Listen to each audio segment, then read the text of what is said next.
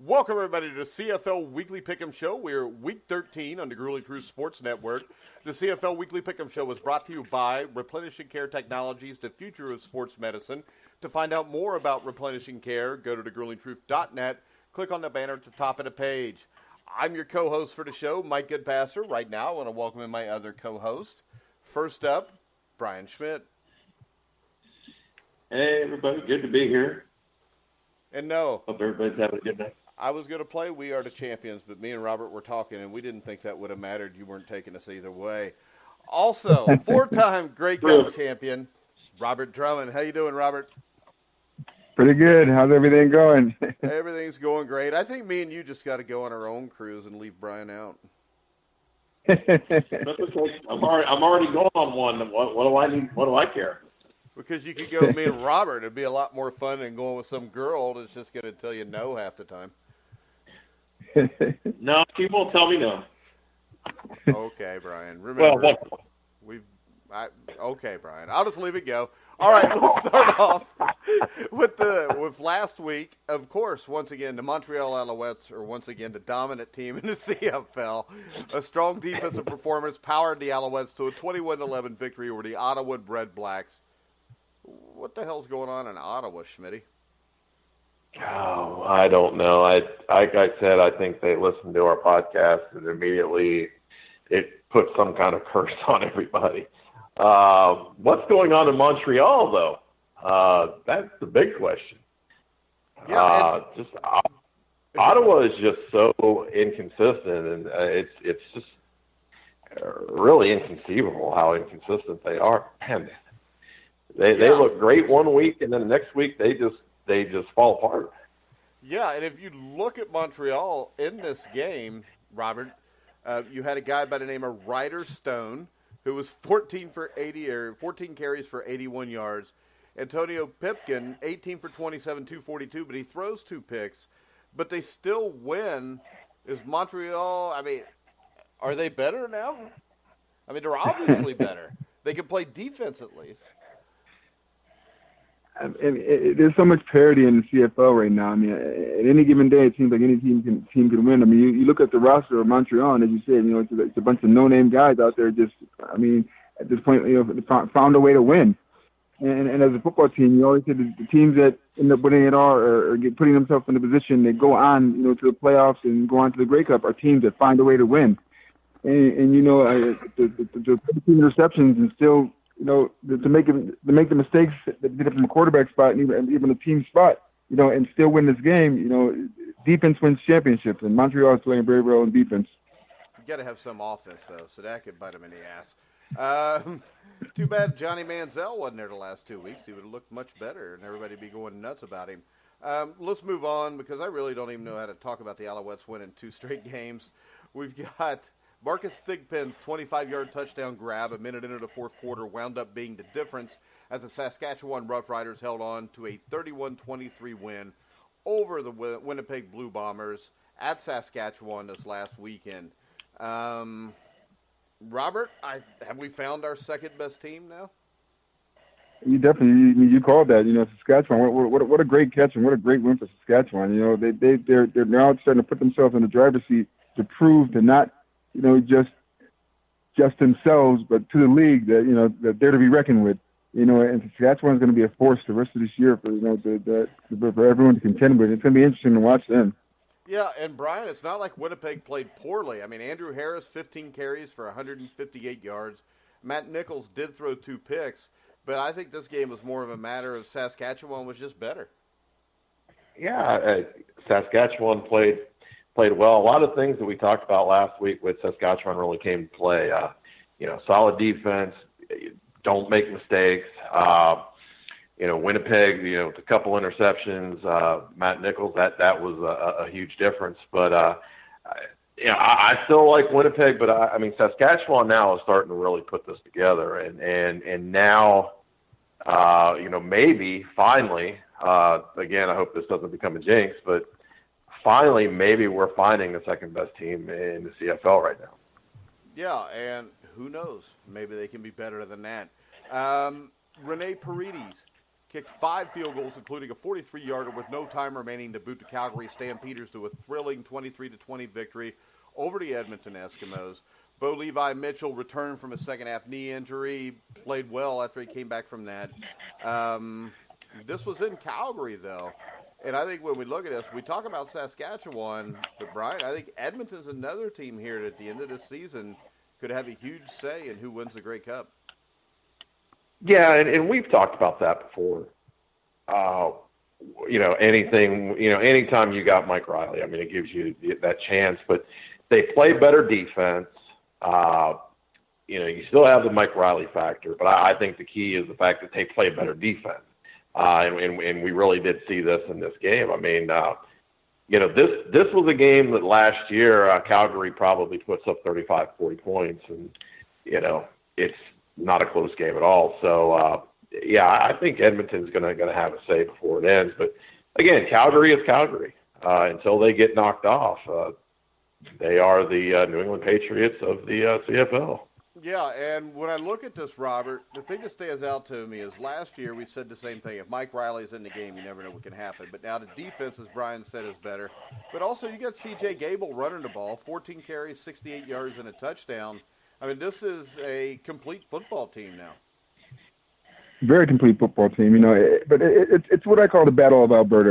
I knew about it when I played, and it holds true, till current day. When Edmonton, plays Calgary, you're going to get a bloodbath. Those two teams in the same province really don't like each other, But right now, Edmonton's playing good football, and I definitely think they're going to have a say. And it may not, the road through the Grey Cup may not go through Edmonton, but they're definitely going to have a say in it, I feel. Yeah, they're going to have a part in who gets there, and they could get there with the way they're looking right now. Last game of the week, we had Toronto again.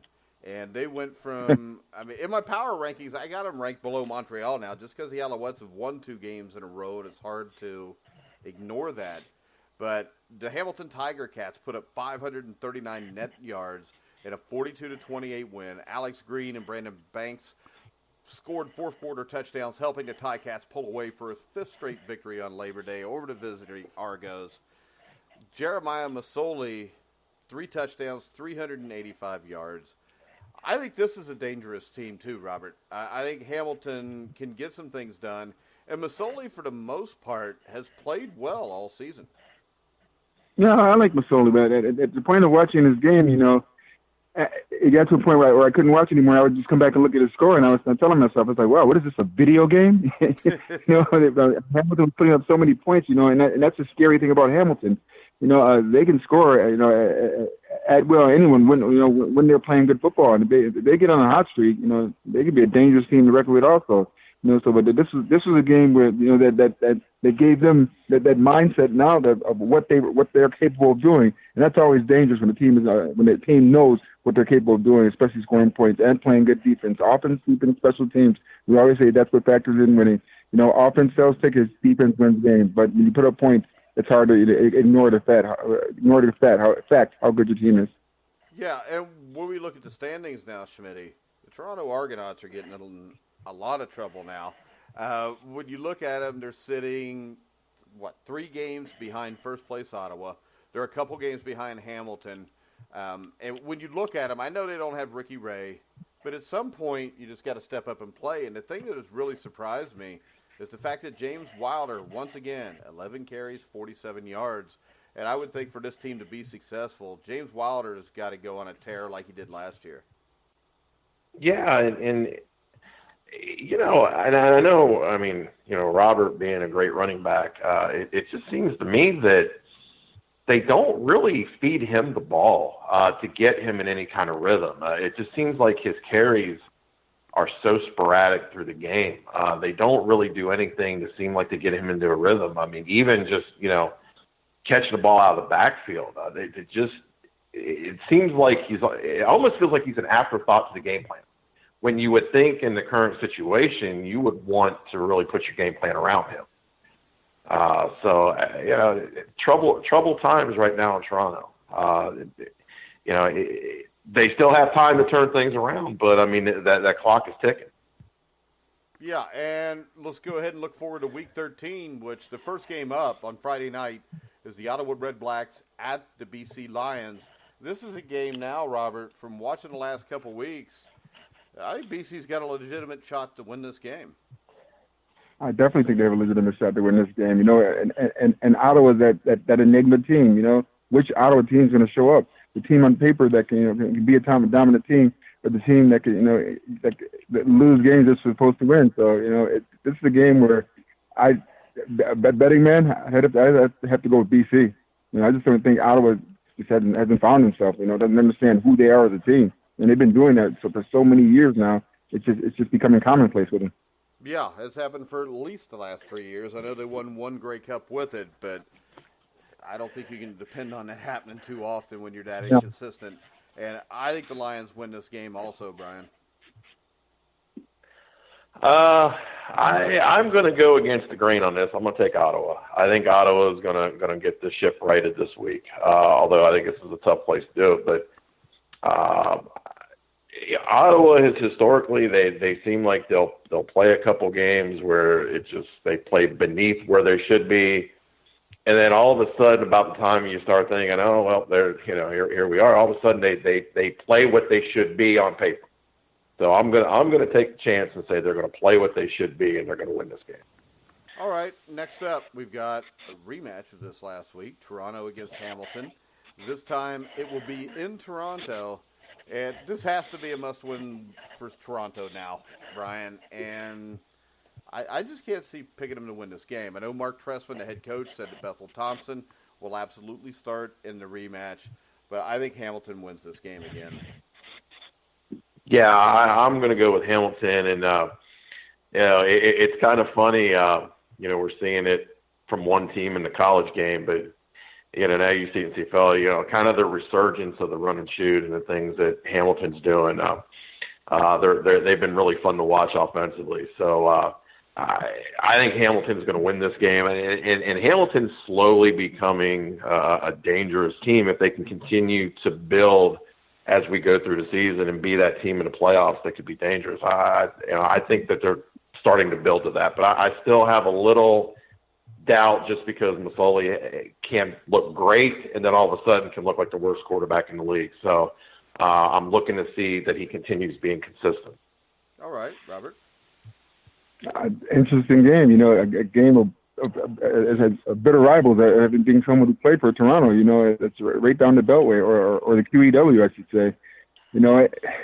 I can't see Toronto winning this game. Unless, like you said, they somehow feature Wilder and get Wilder involved in the offense more with touches that actually mean something. Those 11 touches, really didn't mean anything for him. And it's going to be tough for Toronto to get going without getting him going, as a feature back. And when Masoli putting up the points that he's putting up, it's going to be a very, very tough road for Toronto to win this game. And I'm taking Hamilton also. All right, next up, Saskatchewan at Winnipeg. I think this is a tough one to pick too, but I think, Robert, I'm going to roll with the Riders. I think they're playing really well right now. Andrew Harris missed practice today. They said he should be good to go for the game. But I'm going to stay with the Riders. The fact that game came down to last second touchdown catch and Andrew Harris was a featured back, and got 150 plus yards, it's hard to beat a team back to back. I'm going to have to go with Winnipeg in this game. And Winnipeg, stands out. And Harris, I think, has over 200 yards this game because right now he knows he can run them, and they're going to feature him more. And he's one heck of a runner, so I'm going to pick Winnipeg in this game. Yeah, I think it's a toss-up, but I have to go with the Riders because people in Saskatchewan are starting to really like me on this show now. Brian? I'm going to go with Winnipeg being at home, and I think these are two evenly matched teams, and I think like Robert said, it's hard to win back-to-back.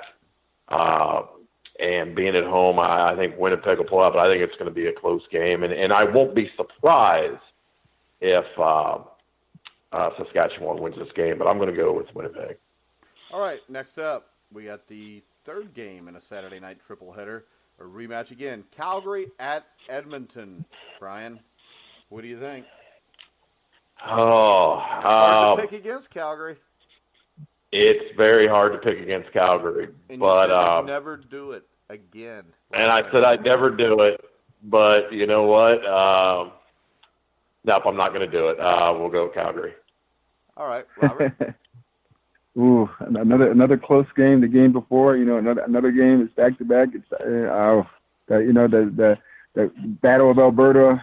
Mike Riley as your quarterback. Ooh, I mean, I'm going to go with Edmonton in another close game, but Edmonton I think is going to win by field goal. Ooh, Robert, you're crazy. I'm going to go with you too. I'm going to go with Edmonton also.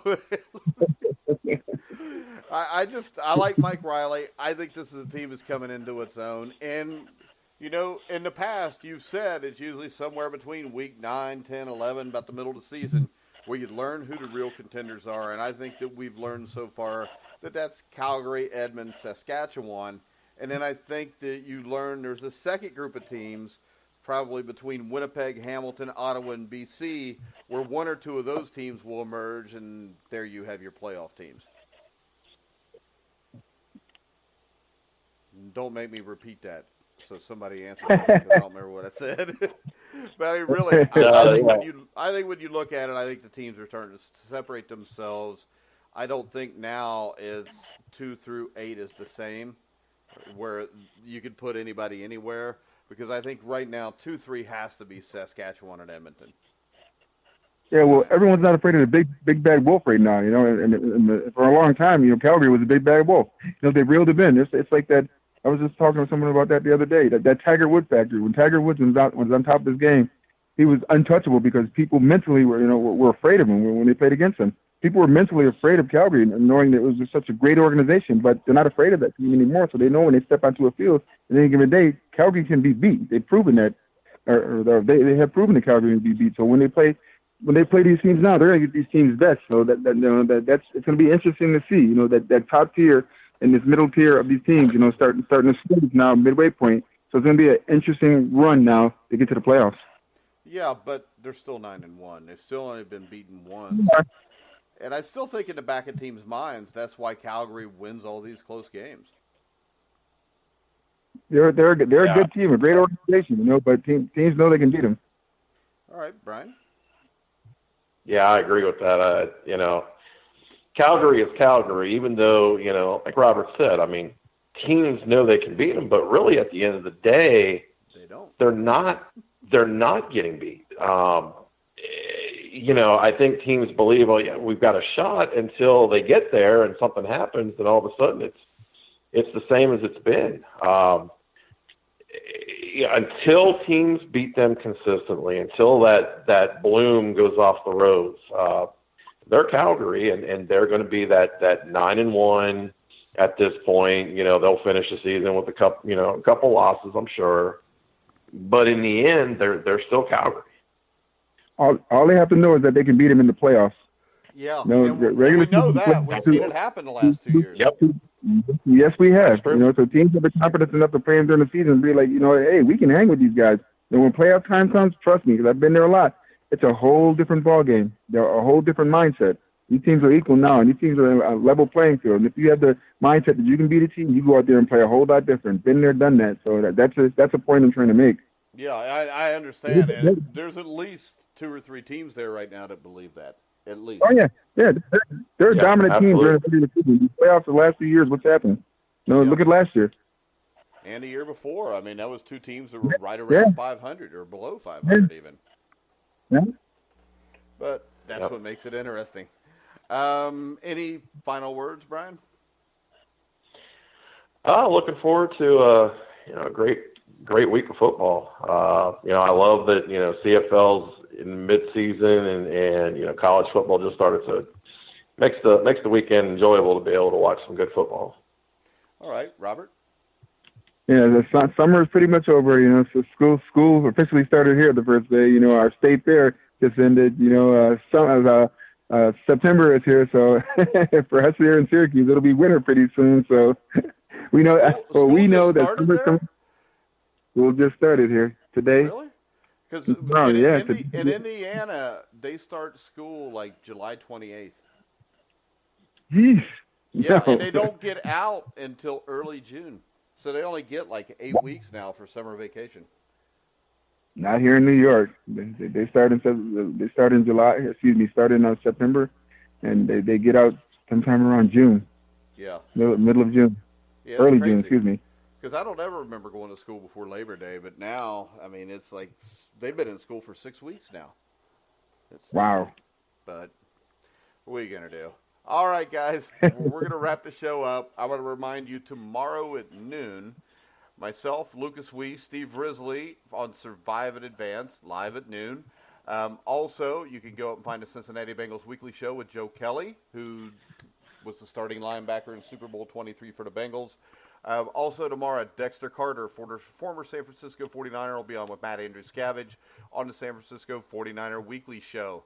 All right, guys, we're going to sign this off. Remember, you can hear us on Spotify, iHeartRadio, iTunes, TuneIn, Spreaker, Stitcher. Wherever you find sports podcasts, you'll find The Grueling Truth. So for Robert Drummond, Brian Schmidt, I'm Mike Goodpaster. You've been listening to The Grueling Truth, where the legends speak.